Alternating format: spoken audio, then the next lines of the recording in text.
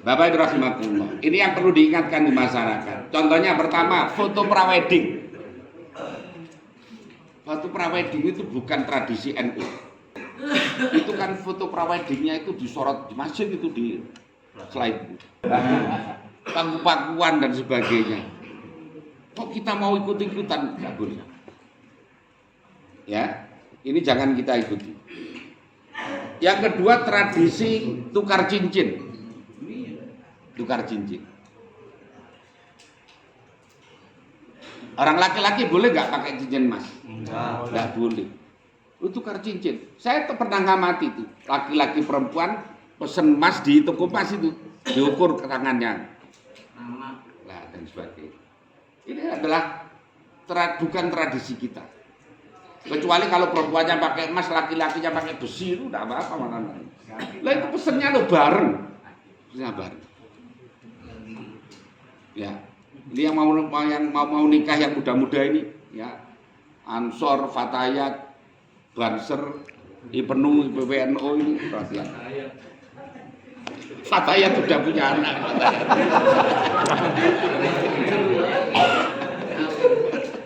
Maksudnya IPNU, PWNO ya, yang muda-muda atau yang belum nikah. Kemudian ada tradisi begini. Kalau sudah lamaran itu boleh dibawa. Ya, lamaran umpamanya, nanti akad nikahnya tahun depan. Ini tiap minggu diapali, diajak pergi. Ini oleh orang tuanya dibolehkan karena dianggapnya udah nikah. Setengah sah, Bang. Padahal itu bukan setengah sah, sangat tidak sah sama sekali. Ya. Saya ini pernah nonton film di mana itu, di bioskop ini. Di mana juga kan? Jadi waktu ada sang kiai sang kiai kan kita dapat gratis. Termasuk Kiai Rais barang itu ya. Kiai Rais itu pakai jajuk katut tak. Kita sarungan, para kiai dapat gratisan itu, lihat itu.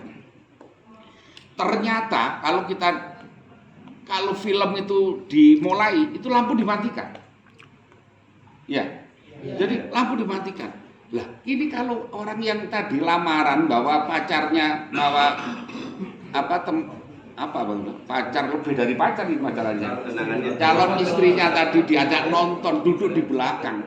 Itu filmnya main, yang belakang juga main film sendiri. Nyesel nggak bawa?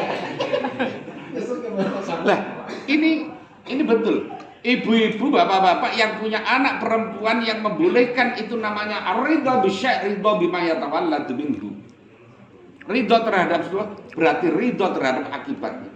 Dosa panjenengan. Jangan hanya gara-gara dibawain martabak kemudian dibolehkan. Ya. Haram. Ya, enggak boleh. Solusinya nikahkan aja dulu, enggak apa-apa. Nikahkan. Nanti kapan-kapan kalau punya duit baru walimahan, itu tidak apa-apa. Nah, contohnya lagi, pernikahan di masjid. Nikah di masjid itu baik-baik saja, utama. Tapi ibu-ibu tidak usah ikut. Calon perempuan tidak usah ikut. Karena orang perempuan yang sedang haid tidak boleh al-mukthu fil masjid. Tidak boleh diam di dalam masjid. Nah nanti kalau ibu-ibu ikut semuanya datang itu, apa semuanya sedang suci semuanya? Kan tidak. Bahkan kadang-kadang mantennya sendiri sedang haid. Padahal orang haid itu tidak boleh diam di dalam masjid walaupun pakai softtek 8. Artinya tidak bocor lah maksudnya itu. Karena bukan karena bocor dan tidaknya, tapi karena kemuliaan masjidnya. Jadi tidak boleh. Jadi akad nikah di masjid ya cukup calon suami, wali, saksi, kiai-kiai, ustadz-ustadz yang diundang, itu saja. Ibu-ibu tidak usah ikut. Lah kadang-kadang malah kalau akad nikah di masjid itu, nanti ada yang muda-muda itu yang tukang moto itu anak-anak muda, anak-anak IPNU, IPWNU itu yang moto. Lah kiainya suruh pindah karena mau ngambil angle. Kayak siap begini mau hanya duduk suruh pindah karena dia lagi nyari angle yang bagus. Masa lo kiai dibokongi itu. Pelanggaran. Loh ini pengalaman sendiri itu waktu di masjid itu. Makanya baik itu Pak Hendy itu. Kadang-kadang memang penghulunya yang juga lebay penghulu itu. Kadang-kadang kan mana pengantin putrinya bawa sini, kan gitu. Padahal tidak ada cara begitu itu penghulunya.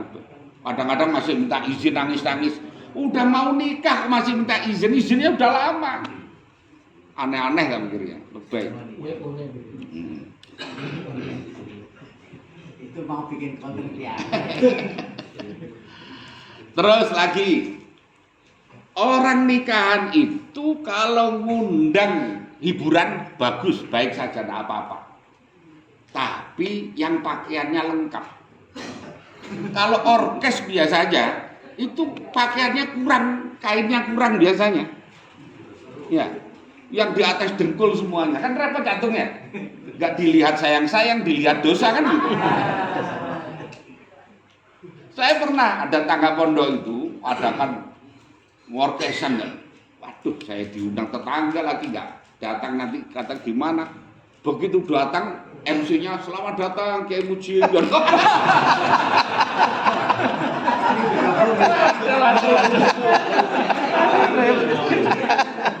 Wah, pelanggaran ini ya.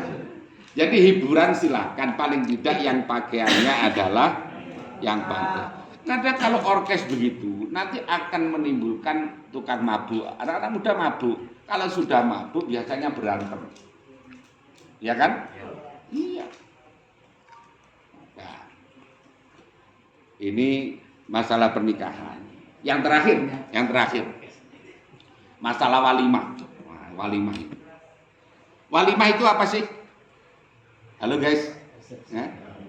Walimah itu adalah orang yang syukuran ngundang makan. Syukuran ngundang makan.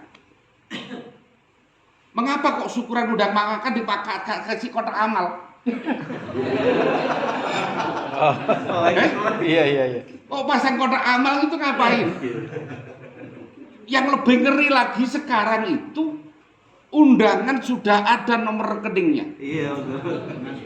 Ini mau ngundang makan apa minta sumbangan sebetulnya? Proposal. Halo guys. Iya. Akhirnya apa? Akhirnya orang datang itu jadi beban. Umpamanya panjenengan sehari dapat undangan 5. Lagi nggak punya duit. Kira-kira sholatnya khusyuk nggak kira-kira? Ya. Lagi nggak pegang duit, Mas Agus. Lah undangan 5, waduh ini gimana? Nah, padahal katanya ijabatud dakwah mendatangi undangan walimah itu hukumnya apa? Wajib. Kalau nggak punya duit, itu berani datang tak kira-kira? Halo? Nggak berani datang. Apakah ketidakpunyaan duit ini bisa membolehkan hukum yang wajib menjadi boleh? Makanya itu harus. Jadi orang kondangan itu boleh. Saya tidak melarang orang kondangan, tidak. Tapi hendaklah orang yang mengadakan hajatan itu niatnya sebetulnya niat ngundang makan, bukan niat untuk minta sumbangan. Yang lebih ngeri ya, contohnya. Kadang-kadang Haji Andri umpamanya, anaknya 5 udah nikah semuanya.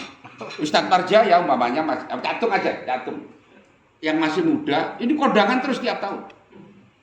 Kondangan. Nanti kemudian kalau dia ngadakan kondangan ini balikin 5 kali atau hanya sekali? Sekali. Lah, kadang yang lebih parah begini. Kadang kok merasa sudah kondangan terus. Dia ini anak enggak bermasa lama nikahnya. Khitanan juga enggak. Akhirnya bikin acara yang bagaimana orang itu kondangan kepada dia. Ya Pak ya? Iya. Ini terus acara opo ini. Ini namanya keluar dari ruhnya ajaran walimah. Mestinya walimah itu seadanya, ngajak makan mampunya ngajak orang 10, 10. Ngajaknya mampu orang 20, 20. Ngajaknya orang 100 ya 100. Itu. Jangan berusaha mewah. Apalagi kalau tekor bagaimana tadi? Gak apa-apa tekor, yang penting nyohor lah kan. Nah, ini saya ingin mengembalikan kepada ruhnya walimah. Jangan sampai orang tujuan mengadakan walimah itu tadi untuk untuk mendatangkan sumbangan. Padahal mestinya walimah itu adalah syukuran ngundang makan. Ini orang diundang makan malah jadi beban. Ya, mestinya orang diundang makan kan mestinya seneng undang makan. Jajeng undang saya makan. Gas, kalau kira-kira gitu. Nah, kalau kondangan itu beban. Nah, kadang-kadang begini Bapak Ibu. Kadang memantaskan. Saya ini kan etok-etoknya saya ini pengasuh pondok pesantren. Saya kalau mau kondangan itu istri saya bilang, "Bah, sing pantes lo ya pengasuh lah." Mau kondangan 100 enggak berani, karena apa? Pengasuh pondok pesantren. Pengasuh pesantren kan ya. Jadi, loh, ono memantaskan diri barang ini. Mau nyumbang orang tapi kok harus pantas-pantesan barang. Nah, jadi gini, Bapak Ibu rahimakumullah, ini kita harus berusaha mengembalikan kepada ruhnya, ya. Jadi ruhnya bahwa walimah itu adalah ngajak orang untuk makan. Jadi itu sebetulnya. Tidak perlu mewah-mewah. Makanya Nabi mengatakan aulim walau bisyatin.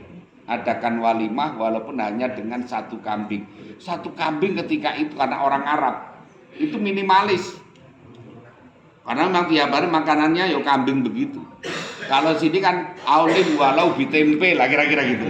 Aulim walau bitahu, aulim walau bi apa gitu, ayam atau apa lah kira-kira gitu.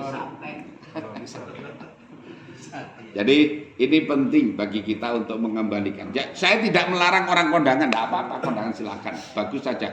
Karena niatnya adalah ta'awud, niatnya ta'awud. Tetapi jangan sampai itu kemudian diniati ngutangi. Mamanya ada orang kita kondangan 10 kali ke dia. Kalau niat ngutangi, terus orangnya mati, kira-kira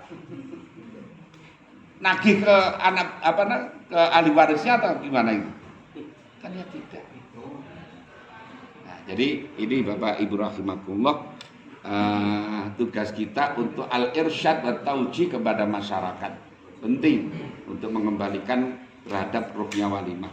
Hal-hal yang tadi mulai prawedding, mulai tukar cincin, ini undangan kok pakai rekening barang itu harus orang NU harus menghindari itulah ya. Orang NU harus menghindari itu. Jadi kalau orang kondangan enggak apa-apa. Dan sebenarnya enggak perlu dicatat Ibu. Undangan dicatat barang nanti harus balikin barang enggak ada aturannya begitu. Ya, enggak ada aturannya. Udah diniati aja sedekah. Orang diniati sedekah. Assalamualaikum warahmatullahi wabarakatuh. Waalaikumsalam warahmatullahi wabarakatuh.